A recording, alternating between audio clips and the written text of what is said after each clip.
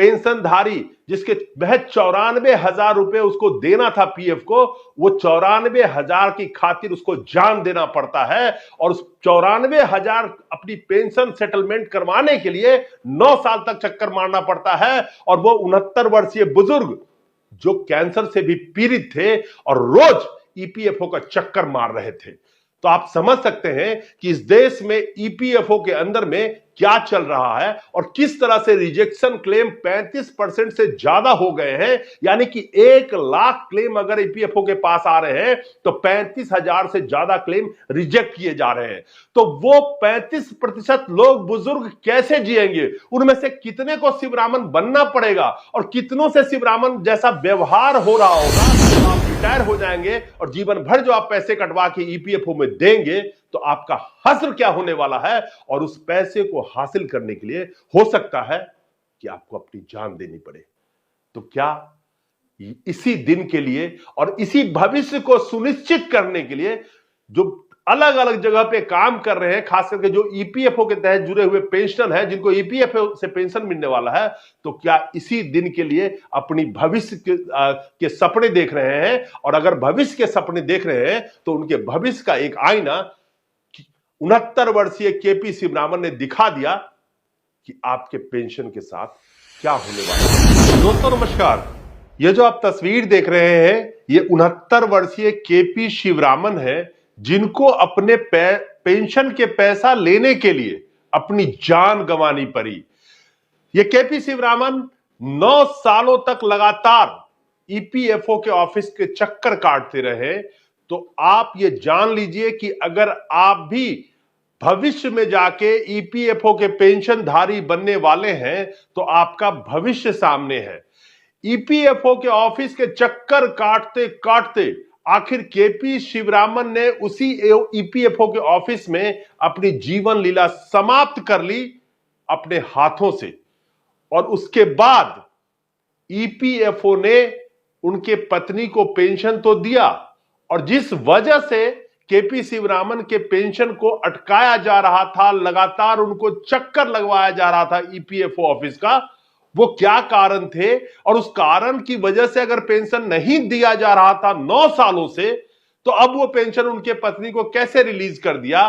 तो क्या ये केपी शिवरामन को जो अपनी जीवन लीला समाप्त करनी पड़ी अपनी ही पेंशन के लिए ईपीएफओ के ऑफिस में जाकर के, तो क्या ईपीएफओ के जो वे लोग जो केपी शिवरामन को चक्कर लगवा रहे थे तो उन पे मुकदमा क्यों ना चलना चाहिए? उन पे सुसाइड के लिए उकसाने का एक मुकदमा दर्ज क्यों नहीं होना चाहिए?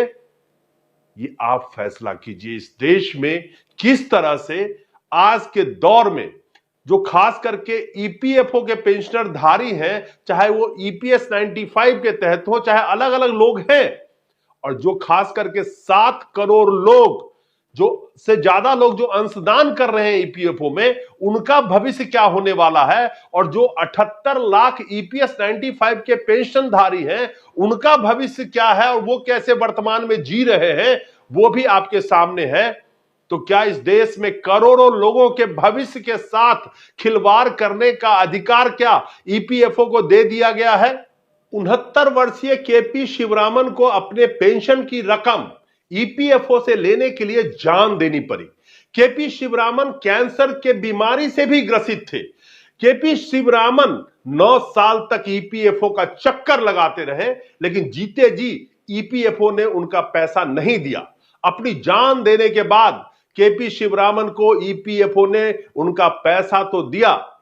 केपी शिवरामन जो अपोलो टायर से सेवानिवृत्त हुए थे और पिछले 9 वर्षों से ईपीएफ कार्यालय में रोज चक्कर लगाते रहे, लेकिन उनके पीएफ के पैसों को तकनीकी मुद्दों में उलझाकर रोक कर रखा गया था। ईपीएफओ के अधिकारियों ने उनके स्कूल प्रमाण पत्र की मांग करी थी, जिसे वह उपलब्ध नहीं करा सके और जिसके कारण उनका पीएफ राशि देने से ईपीएफओ द्वारा लगातार इनकार किया जाता रहा। 7 फरवरी को शिवरामन की मृत्यु के बाद भविष्य निधि पेंशनर एसोसिएशन की एर्नाकुलम जिला समिति ने ईपीएफओ से संपर्क कर तत्काल कार्रवाई की मांग की और शिवरामन की पत्नी को तुरंत पीएफ राशि के भुगतान करने की मांग की। इसके बाद ईपीएफओ ने उनके भविष्य निधि राशि का भुगतान कर दिया। इंडियन एक्सप्रेस के एक खबर के मुताबिक एसोसिएशन के महासचिव केजे अल्फ्रेड ने कहा कि शिवरामन की मृत्यु के बाद ईपीएफओ ने 94,000 रुपए की पीएफ की राशि का भुगतान कर दिया है। उन्होंने राशि जारी करने के लिए स्कूल प्रमाण पत्र या किसी अन्य दस्तावेज पर जोर नहीं दिया। उन्होंने कहा कि एसोसिएशन ने केरला उच्च न्यायालय में एक याचिका दायर कर ऐसी घटनाओं को रोकने और दोषी अधिकारियों के खिलाफ कार्रवाई की मांग की है। अब जरा सोचिए, ईपीएफओ द्वारा क्लेम रिजेक्शन रेट में 35% तक की बढ़ोतरी हो गई है। यानी कि 1 लाख क्लेम में से 35,000 पेंशनर्स के क्लेम रिजेक्ट किए जा रहे हैं। तो ईपीएफओ के पेंशनर का क्या हाल होगा? कितने अभी शिवरामन बनेंगे? आधिकारिक आंकड़ों से पता चलता है कि वित्तीय वर्ष 2022-23 में फाइनल पीएफ सेटलमेंट के लिए प्राप्त कुल 73,87,000 दावों में से 33.8% यानी कि 24,93,000 दावे खारिज कर दिए गए, जबकि 46,66,000 क्लेम सेटल किया गया और 2,18,000 क्लेम क्लोजिंग बैलेंस में डाल दिया गया। यह 2017-18 और 18-19 की क्लेम अस्वीकृति दर से काफी अधिक है। 2017-18 में 13% क्लेम रिजेक्ट किए गए, 2018-19 में 18.2% क्लेम रिजेक्ट किए गए। क्लेम अस्वीकृति की दर 2019-20 में 24.1% थी और फाइनल पीएफ सेटलमेंट दावों के लिए 2020-21 में 30.8% तक बढ़ गई। 2021-22 में फाइनल पीएफ सेटलमेंट दावों की अस्वीकृति दर बढ़ के 35.2% हो गई। 2022-23 में ईपीएफओ के पास करीब 5 crore 21 lakh claim PF settlement, transfer claims and partial withdrawal के लिए आए थे, जिनमें से 1 करोड़ 34 लाख क्लेम रिजेक्ट किए गए। यानी कि 25.8% क्लेम ईपीएफओ द्वारा रिजेक्ट कर दिए गए और 9,34,000 क्लेम यानी कि 1.8% क्लोजिंग बैलेंस में फिर से डाल दिए गए। इसी तरह ईपीएफओ ने 2021-22 में 4 करोड़ 82 लाख दावों में से 1 करोड़ 25 लाख क्लेम रिजेक्ट किए, यानी कि करीब 26% क्लेम रिजेक्ट कर दिए गए।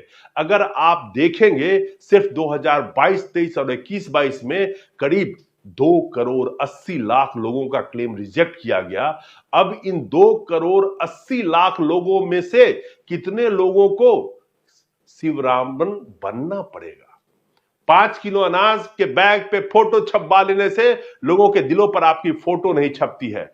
2024 में आम चुनाव से पहले हिंदू के रिपोर्ट के मुताबिक केंद्र सरकार ने प्रधानमंत्री नरेंद्र मोदी के लोगों वाले बैग, फोटो वाले बैग खरीदने के लिए 5 राज्यों में 15 करोड़ रुपए खर्च कर रही है, जिसका उपयोग प्रधानमंत्री गरीब कल्याण अन्न के तहत खाद्यान्न वितरित करने के लिए किया जाएगा।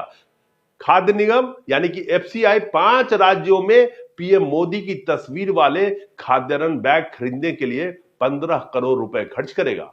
प्रचार के लिए सरकारी पैसों की कमी नहीं है, लेकिन एक पेंशनधारी जिसके महज 94,000 रुपए उसको देना था पीएफ को, वो 94,000 की खातिर उसको जान देना पड़ता है और उस 94,000 अपनी पेंशन सेटलमेंट करवाने के लिए 9 साल तक चक्कर मारना पड़ता है। और वो 69 वर्षीय बुजुर्ग जो कैंसर से भी पीड़ित थे और रोज ईपीएफओ का चक्कर मार रहे थे। तो आप समझ सकते हैं कि इस देश में ईपीएफओ के अंदर में क्या चल रहा है और किस तरह से रिजेक्शन क्लेम 35% से ज्यादा हो गए हैं। यानी कि 1 लाख क्लेम अगर ईपीएफओ के पास आ रहे हैं तो 35,000 से ज्यादा क्लेम रिजेक्ट किए जा रहे हैं।